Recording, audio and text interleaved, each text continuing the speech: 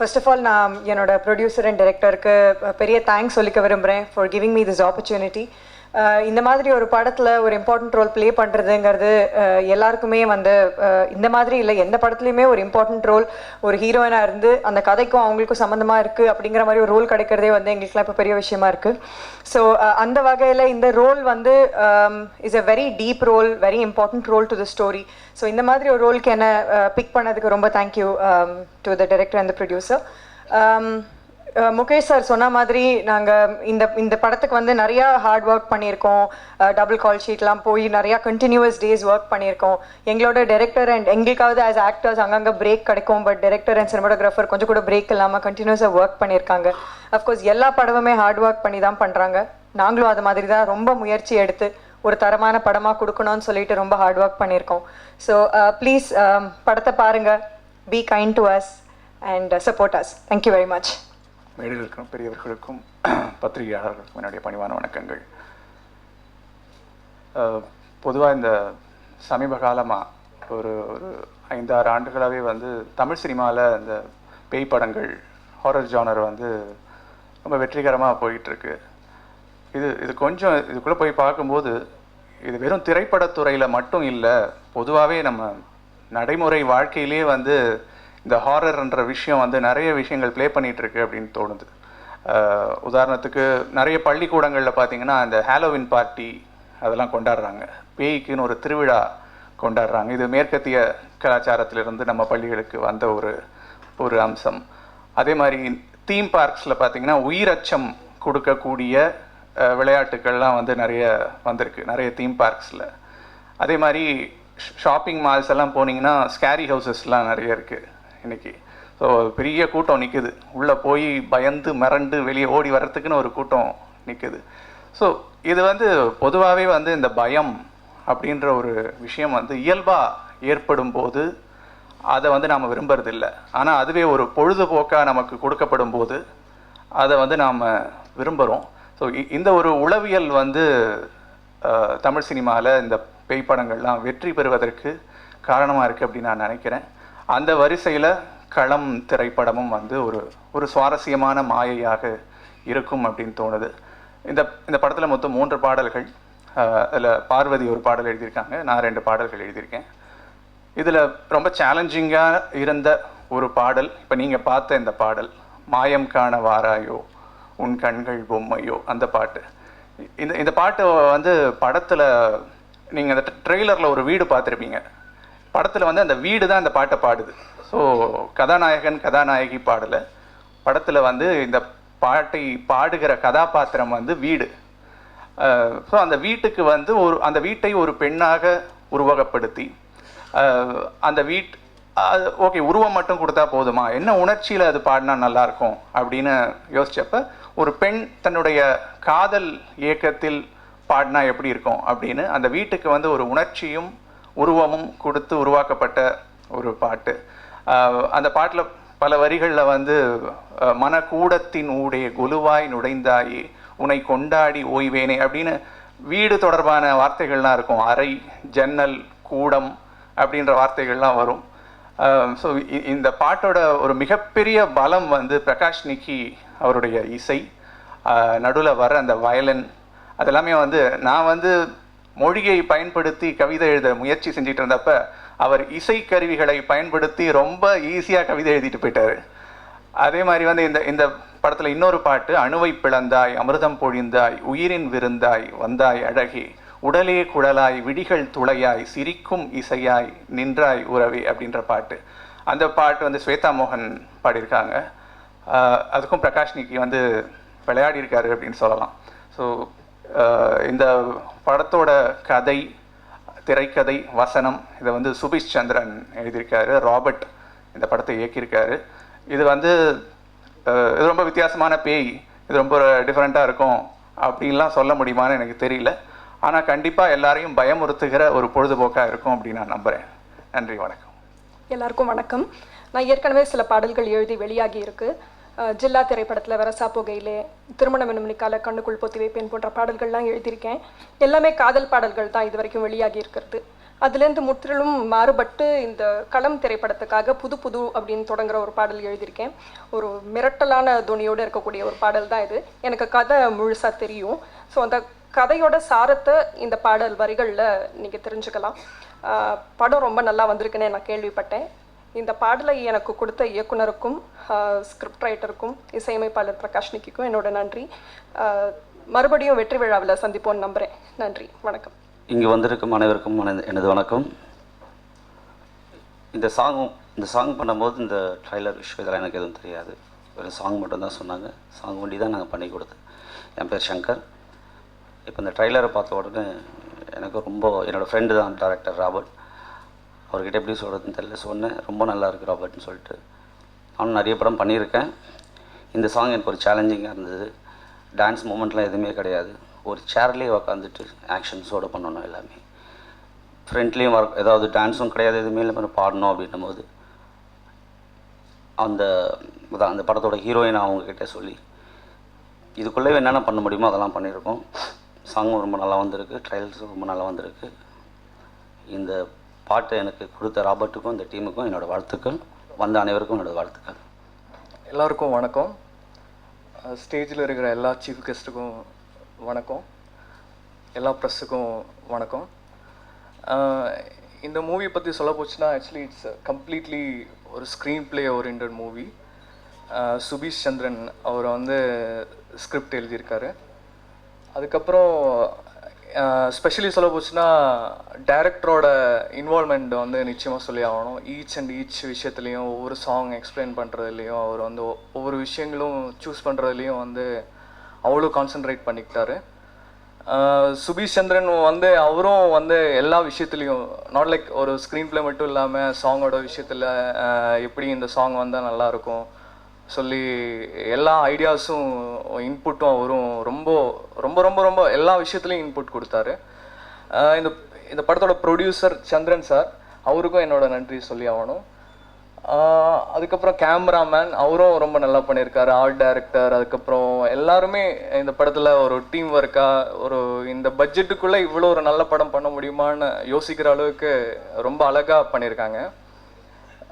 Production manager Padmanabhan வரைக்கும் சொல்லி ஆகணும் ஆக்சுவலி. அதுக்கப்புறம் சொல்ல வேண்டிய விஷயம் என்னென்னா மெயினாக லிரிக்ஸ் வந்து கபிலன் வைரமுத்து அணுவை பிளந்தாய் என்ன சொல்லிட்டு ஒரு சாங் எழுதியிருக்காரு. It's a very lyrical song. அந்த சாங்கை பற்றி சொல்ல போச்சுன்னா ஃபுல்லி லிரிக் ஓரியன்ட் ஒரு நல்ல ஒரு மெலடி.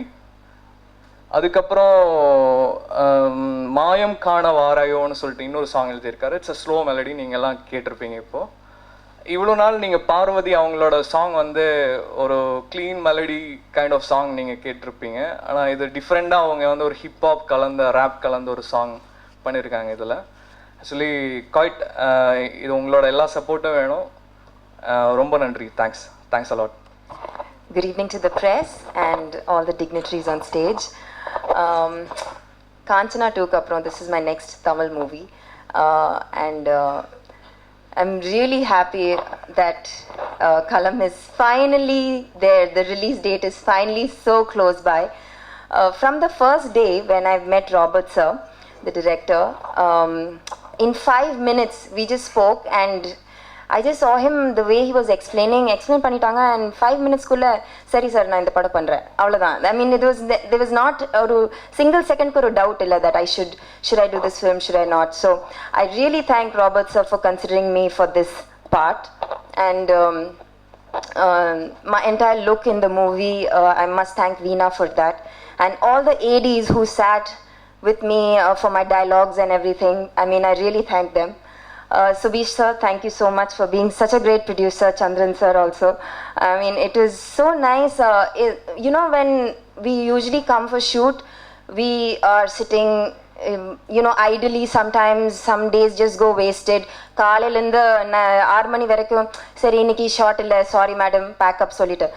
சத்தியமாக இந்த படம்ல எப்போ ஸ்டார்ட் ஆயிடுச்சு எப்போ முடிச்சு, ஐ மீன் சார் மூவி முடிஞ்சிச்சா like that it was such a beautiful experience. I mean each day was, I really honest to God, each day was really nice, and working with LP, most of my scenes were with Lakshmi Priya and Kani and Srini. some scenes with Sneering, but we had a good time shooting. It was so, and Lakshmi Priya is almost like me, so we got along really well. Very sporty and tomboyish type. So yeah, we got on really well. And Mukesh sir, I mean, on the big screen, it looks so good. So big congratulations to you. You're going to be one of the most sorted DOPs after this, I'm sure. So thank you so much to the press for supporting us, from our posters to our first look to the teaser and today. And I'm sure after the film also you will. Thank you so much to each and every one of you. Romba naal kalichu na ungalai ella paakren. So it's so good to see all of you. And thank you, and I hope that this movie is very successful to each and every one that has put the hard work. Thank you. Thank you. And scriptwriter Mr. Subish Chandran.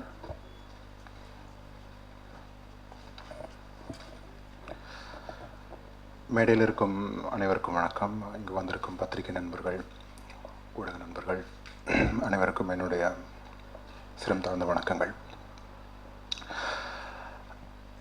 களம் படம் பற்றி பேசுகிறதுக்கு முன்னாடி நிறைய பேருக்கு நன்றி சொல்ல வேண்டியிருக்கு. முக்கியமாக என்னோடய பேரண்ட்ஸ் இல்லைன்னா நான் இங்கே இல்லை. ஸோ முக்கியமான ஒரு விஷயம், எல்லா பசங்களுக்கும் ரொம்ப ஒரு முக்கியமான விஷயம், அந்த பேரண்ட்ஸ் கொடுக்குற அன்பையும் தாண்டி ஒரு முக்கியமான விஷயம் தேவைப்படும். அது அவங்க அந்த பசங்க மேலே வைக்கிற நம்பிக்கை. ஸோ அந்த நம்பிக்கை எங்கள் அப்பா என் மேலே வச்சார், எங்கள் மேலே வச்சார். ஸோ அது இப்போது களம் படமாக இப்போது இங்கே இது வரைக்கும் வளர்ந்து நிற்கிது. ஸோ அதுக்கு நன்றி. அதுக்கு ஒரு தேங்க்ஸ், ஒரு பிரதிபலன் கண்டிப்பாக களம் படத்தோட வெற்றியாக தான் இருக்கும் அப்படின்றது என்னோட நம்பிக்கை. ஸோ களம் படம் எப்படிப்பட்ட படம்? இது ஒரு ஹாரர் ஃபிலிம். கண்டிப்பாக இது ஒரு ஹாரர் ஃபிலிம். நிறைய ஹாரர் ஃபிலிம் வருது, எல்லாருக்கும் ஒரு கொஸ்டின் இருக்கும். நிறைய ஹாரர் ஃபிலிம் வருது, எதனால் நாங்கள் அந்த களம் படம் பார்க்கணும்? It's a question. ஸோ அதுக்கு கிளியரான ஒரு ஆன்சர் எங்ககிட்ட இருக்குது. இந்த களம் படம் நான் ஸ்கிரிப்ட் பண்ணும்போது ஃபஸ்ட்டு பேசிக்காக ஒரு விஷயம் மனசில் வச்சுட்டு தான் பண்ணேன். அதாவது ஒரு சென்சிபிளான ஒரு படமாக இருக்கணும். ஃபஸ்ட் பாயிண்ட், ஒரு சென்சிபிளான ஒரு படமாக இருக்கணும், அவ்வளோதான். அடுத்தது லாஜிக்கலி கொஞ்சம் பர்ஃபெக்டாக இருக்கணும், முடிஞ்ச அளவுக்கு லாஜிக்கலி கரெக்டாக இருக்கணும் படம். So horror film logic, sensible, இது சிங்க் ஆகிறது கொஞ்சம் கஷ்டமான ஒரு விஷயம். ஸோ அதை சிங்க் பண்ணியிருக்கோம். So logical horror film. So அந்த ஒரு டேக்லைன் அது மற்ற ஹாரர் ஃபிலிமை விட இந்த ஹாரர் ஃபிலிமை வேறுபடுத்தி காட்டும். ஸோ அதுதான் களத்துக்கும் மற்ற ஹாரர் ஃபிலிமுக்குமான வித்தியாசம். ஸோ ஒரு ரெஸ்பான்சிபிலிட்டி இருக்குது. கண்டிப்பாக தியேட்டருக்கு பார்க்குற ஆடியன்ஸ் 10 ரூபா கொடுத்து வர்றவங்களா இருந்தாலும் சரி, 120 ரூபா கொடுத்து வர்றவங்களா இருந்தாலும் சரி, பாப்கார்னுக்கு 150 கொடுத்து, பார்க்கிங்க்கு 100 ரூபா கொடுத்து உட்காந்துட்டு பார்க்குற ஆடியன்ஸுக்கு இருந்தாலும் சரி. ஸோ அது ரெஸ்பான்சிபிலிட்டி இருக்குது. ஸோ அந்த ஒரு பைசாவும் எவ்வளோ கஷ்டப்பட்டு சம்பாதிக்கிறான்னு நம்மளுக்கு எல்லாருக்கும் தெரியும். ஸோ அதுக்கு ஒரு குவாலிட்டியான ஒரு படம் கொடுக்கணும். ஸோ அந்த ரெஸ்பான்சிபிலிட்டியோட எடுக்கப்பட்ட படம் தான் களம். அப்புறம் நிறைய பேருக்கு தேங்க்ஸ் சொல்ல வேண்டியிருக்கேன். So director Robert, Mukesh, cinematographer அந்த ஆர்ட் டைரக்டர் செந்தில், என்னோட artist Srini, LP, Amsath and Pooja, நிறைய பேர். ரொம்ப ரொம்ப முக்கியமாக எங்களுடைய டீமோட ராஜகுரு அப்படின்னு கூட சொல்லலாம், எங்களோட ப்ரொடக்ஷன் எக்ஸிக்யூட்டிவ் ஆனந்த பத்மநாபன் சார். ஸோ அவர் ரொம்ப ஹெல்ப் பண்ணியிருக்காரு through out those film journey. So நான் நிறைய பேசி டைம் வேஸ்ட் பண்ண விரும்பலை. ஸோ களம் படம் எல்லோரும் பாருங்கள், சப்போர்ட் பண்ணுங்கள். முக்கியமாக உங்களோட சப்போர்ட் ரொம்ப ரொம்ப முக்கியம். ஏன் கேட்குறேன்னா, ஒரு குவாலிட்டியான படம் எடுத்திருக்கோம், அவ்வளோதான் எங்களால் பண்ண முடியும். அதே குவாலிட்டி குறையாமல் ஜனங்கக்கிட்ட ரீச் பண்ண வேண்டியது உங்களோட கடமை. அதை நீங்கள் செஞ்சிட்ருக்கீங்க. அதே சப்போர்ட்டை எங்களுக்கும் கொடுங்க. நல்ல ஒரு படம், சப்போர்ட் பண்ணுங்கள். தேங்க்யூ.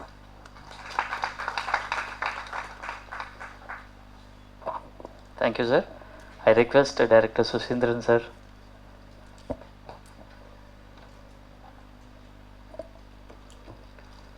அனைவருக்கும் வணக்கம். பேசுறத பார்த்தா ஒன்றுக்கு போயிட்டு டிஃபன்லாம் ஆர்டர் பண்ணும் போல அப்படின்னு பண்ணுறோம். இன்னும் வித்தை காட்டுற மாதிரி கைத்தட்டலாம் கேட்டு வாங்கலாம். என்னால் பக்கத்தில் உட்காரவே முடியல. சுசீந்திரன் வந்து பேசினாரு, எல்லாரும் அமைதி ஆகிட்டாங்களா? இன்னும் அவன் பிடி மாசமா எல்லாரும் ஆஃப் ஆகிட்டான். யார் பண்ணப்ப கூட்டத்தில் பாம்பு பூந்தாமல் ஒருத்தன் கத்திட்டு இருக்காங்க இந்த கவிதையை பற்றி. யார் என்ன பேசினாலும் சரி, கவுண்டமணி சார்னால எப்பயுமே ஒரு ஸ்பெஷல் தான். ஏன்னா அவர் அந்த காலத்து அஜித் குமார் அவர்